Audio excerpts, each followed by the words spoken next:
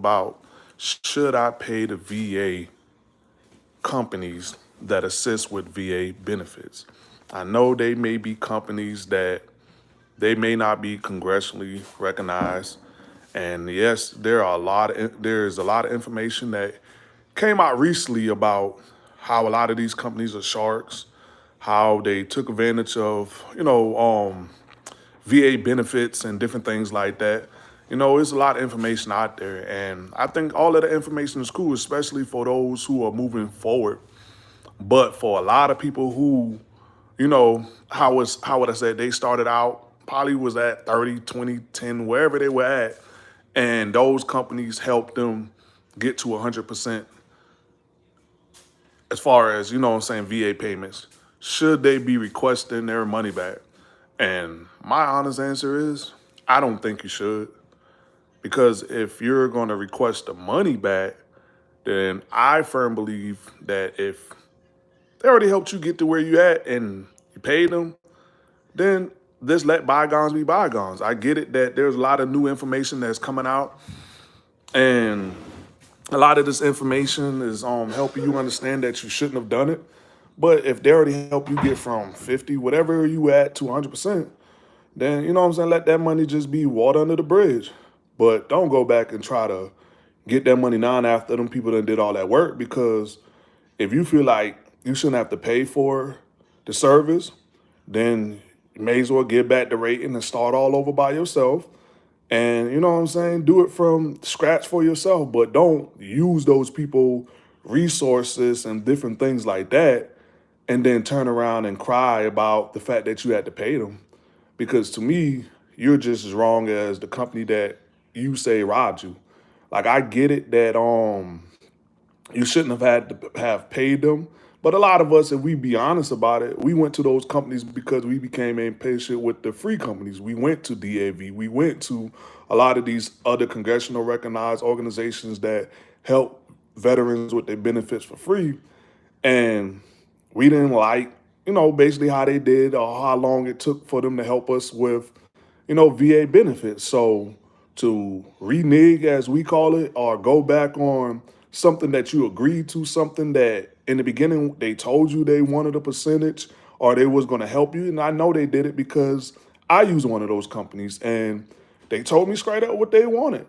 And for me, all I thought about was, man, hey, listen, if you can help me get from here to there, man, I don't even care about the money. You know what I'm saying? I'm good with that. So I just think a lot of people need to sit down, relax, take your time and just, really, really rethink what you finna do. Don't just look at the fact that, okay, well, I'm in a situation now and I'm in a bind where I need this money. So let me figure out how could I make a quick come up right quick. Because I think that's what's happening. I think that's what a lot of people are doing. They want a quick come up. So the first thing they do is they go look for a quick come up, like the person who sell drugs. They're looking for a way to make that money real fast. And for most veterans nowadays, a lot of them want to make that money by going back and refight for something that they gave up in the first place. Or now they go through the process and then turn around and say, well, I'm not paying them because this is my money. But you knew that going into it. Don't be that person. It's one thing if you went in this situation blind and you were truly robbed, that's one thing. But if you go in this situation knowing that those people were asking you for money back, then don't go do that. Don't go be a scam artist or shady like that, because that's wrong, man.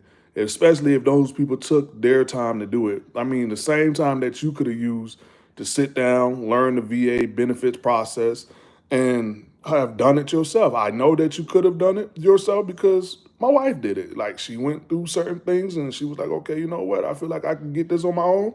She put in that work. We had some battle buddies that we know of that they didn't want to pay people. They came to us. We sat down as a collective group. We came up with a game plan. We put in that information. That went through. Stuff worked out. So it can be done.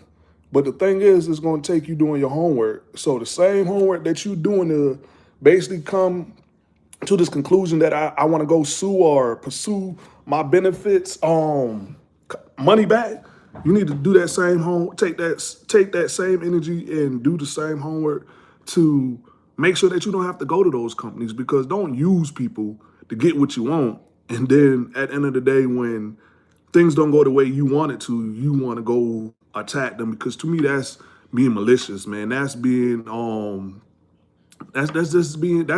as bad as the company or the person that you feel like robs you. So please really rethink this thing, man. Please do that. Please take your time, man. Take your time. Consider things, man. If you know that you don't want to pay these people to help you with your VA benefits, don't use them. Don't go to them. Go to the ones that do it for free and just go through the process. But don't be that one, that blue falcon, that at the end of the day, knowingly know that these companies were going to ask you to pay.